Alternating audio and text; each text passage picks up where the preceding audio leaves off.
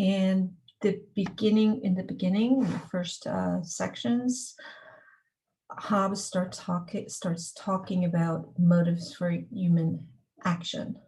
So ethical decisions are going to be leading into specific actions, and he wants to look into what motivates humans to act. And his theory is that we are quite simple. We are motivated to act by desire or aversion. So if we want an object, we desire it, the object's not present, we want it, we try to make it so that we have the object in our presence. If we don't like the object, we retreat from the object, we want to avoid it, right? So when the object is present, desire turns into love. So that's when the object is present, according to him. And if the object is present and you have an aversion towards it, then it turns into hate. So very simple psychology here. Now, when it gets interesting is that his theory is that what typically people call good and evil are just desires and aversions that they have. There's nothing more to it. There's nothing like sort of ultimately good or anything like that. People just have these desires and aversions, and what they want, then they desire, they call good, and what they retreat from, don't want, they hate when it's present, they call evil. All right. So he also talks about pulchrum and turpi, which are like two sort of Latin words, and it's also about the promises of good and the promises of evil. So it's not like he thinks that people are just looking to satisfy their desires and avoid their aversions on an immediate scale. He thinks that we also look for something that promises good, even if it's further away, or that something that avoids something that we have aversion to, even if it's not an immediate thing. So we look a little bit down the line for consequences of our actions and so forth. So yeah, like the traditional utilitarian thing where you say, oh, you go to the dentist even though it's painful because you want to avoid further pain. He also recognizes that. So what he thinks that humans do is they have these aversions and desires, which are different from culture to culture, person to person, social group to social group. They're even different, he thinks, in different times of your life. So you might have a desire for something in one time of your life, and in another one you don't. You have an aversion to it. So it's completely relative. Anyway, he thinks when people are thinking about action, they do something he calls deliberation. So they calculate what the consequences of this action is in terms of their desires, aversion, and what they want to avoid. And so they look a little bit down the line. They don't just look at the immediate consequences. They look in the future. And then once they come to a decision, they will the thing they want to do, and then they act. So you cannot will something when you will something, then you act.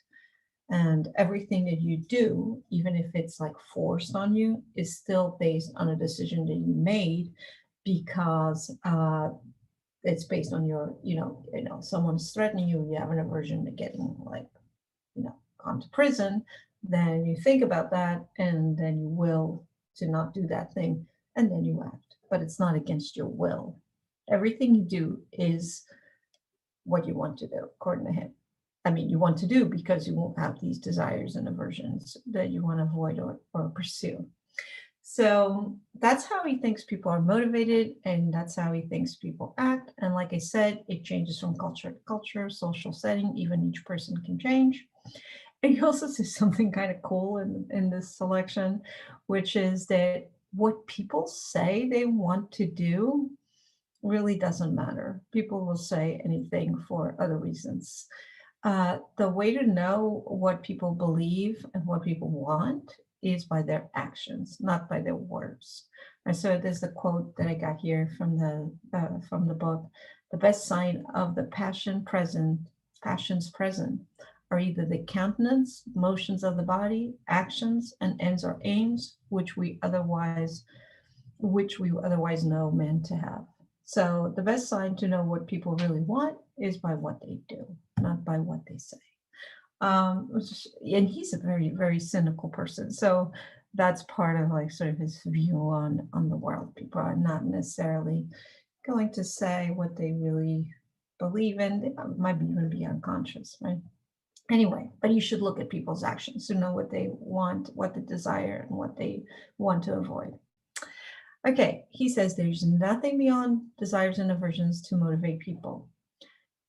And then another thing is that people want to pursue their desires and avoid the things they don't like, not just now, but in the future, like I said, but also they want to create a situation where their desires are satisfied now and in the future, right? So you want stability, people want good income and so forth, so that they know that they can satisfy their desires in the future. That's why people plan ahead and so forth. All right. So they want to do whatever they can to, in the future, plan, guarantee their desires and avoid their aversions. And before there's like a social contract, he thinks that people are just thinking about these things, these desires, these aversions. Everyone has different ones. And what I want might not be compatible with what you want. And if there's no restraints, it would just be me trying to get what I want, you trying to get what you want, and we would probably clash. So this is what he calls a state of nature, where everyone is against everyone. He thinks that people in a natural state, because they have these crazy desires and aversions, and they're just going to try to pursue them, they would eventually inevitably fall into a state of war. And this state of war is not going to work itself out, he thinks, because he thinks that there's not going to be, say, one person that's going to be so much stronger and smarter than everybody else that's going to sort of dominate the group. Because even when there is a person that's stronger and smarter, the weaker members of the society will join forces and attack I don't know what's going on with it, and attack the strong ones. I'm going to correct that. And attack the strong ones. Yes. So people would do that. And so there's a quote from the section: "For as the strength of body, the weakest has the strength enough to kill the strongest, either by secret machination," so if you like sort of conspire, "or by confederacy with others that are in the same danger as himself." So eventually that's what would happen. And then, the one who lost, there would be other people that would come and challenge the group and so forth, and it would be never ending in a state of nature. In a state of nature, he thinks there would be no industry, no art, no culture. This is the famous quote: "Solitary, poor, nasty, brutish, and short." So therefore, we need a social contract to avoid this horrible state of nature. Now, this is kind of interesting. I think that's what I just said is a traditional way to talk about Hobbes and state of nature social contract. But in this selection, he also puts it in a slightly different way. So the state of nature would be a state of freedom, absolute freedom. Everyone has a right to do whatever they want, and that would inevitably lead to war.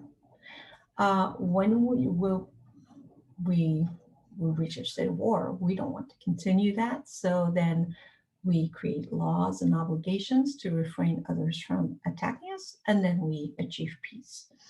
What we want is to achieve peace, because he calls it a natural law here in the book.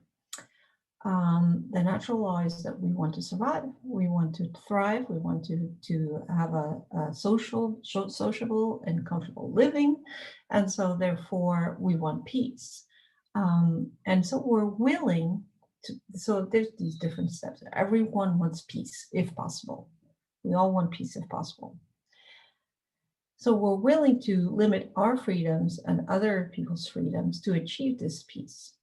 And he says we should allow ourselves as much freedom as we would allow to others, right? So and he talks about that here, like sort of the Bible thing, do to others as you would have done unto you, or whatever, that golden rule. So that's the second step. And then we make contracts to restrain our natural freedom in a way to achieve peace. But his main point is that, yeah, that's all good. But once we have a contract, if all we have is someone's word, really there's not much guarantee that anybody's going to keep that contract. Especially since once you have someone's word that they're going to cooperate with you, the payoff, this is the prisoner's dilemma. So the payoff for not cooperating is so big that it would encourage people not to cooperate. So I won't go into that when we get to the prisoners. I'm not sure if in this class that we're doing right now, if there's prisoner's dilemma, but I can talk about that separately if there's any interest. But yeah, so he thinks contracts, if they're just sort of even words on paper, if they're not strongly enforced, they mean nothing. So you need a strong power to enforce those contracts. And this is how we argue for absolute monarchy, which is pretty crazy. And then John Locke kind of answered this in a very convincing way, which I can talk about at the end of the course, this video a little bit, if it makes sense. But that's his argument. All right.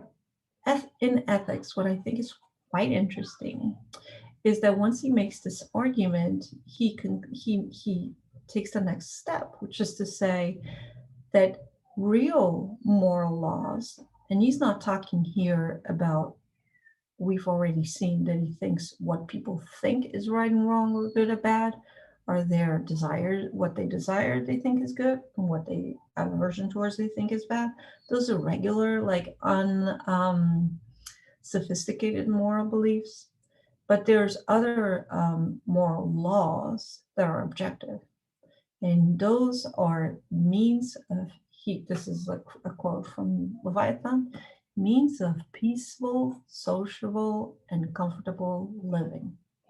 Though that's the real, those are the real, those having that as a goalpost is what's going to create a real ethical principles that we should follow, not what regular people talk about when they talk about moral laws. Now, when I talked about objectivism and relativism, we saw that there are some theories that are objectivist, some are relativist.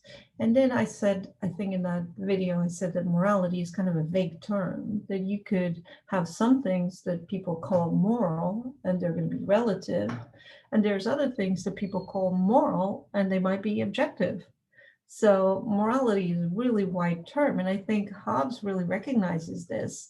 And in his theory, the objective part is going to be whatever moral laws we come up with to have peaceful, sociable, and comfortable living.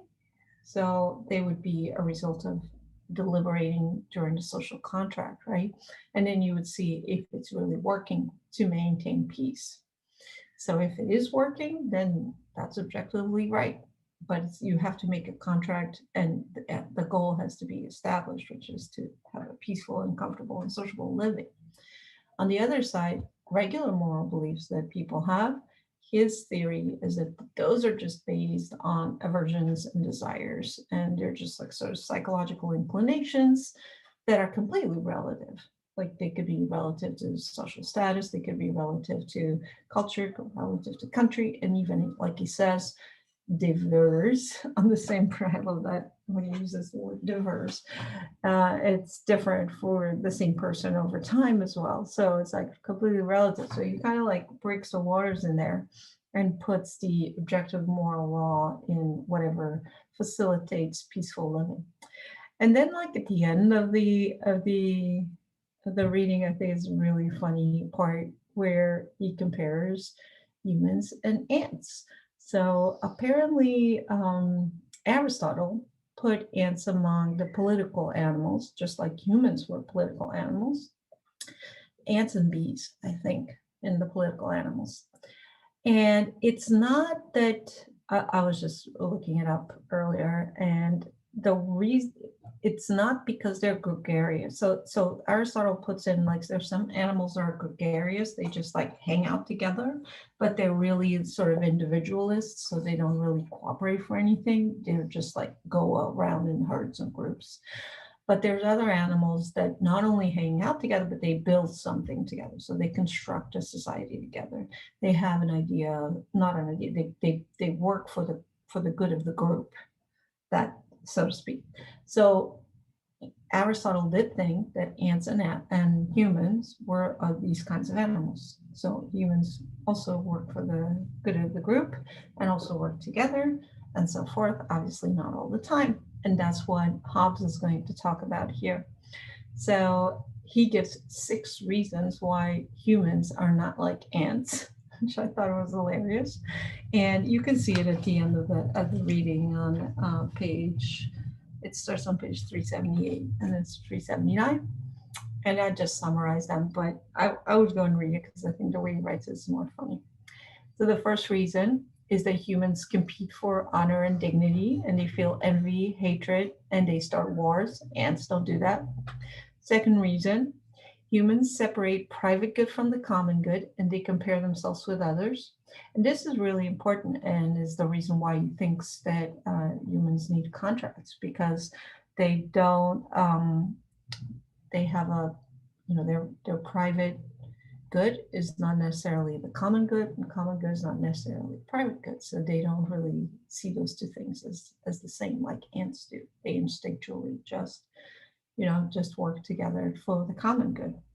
And this is the prisoner's dilemma again, which I'll maybe share and make another video about.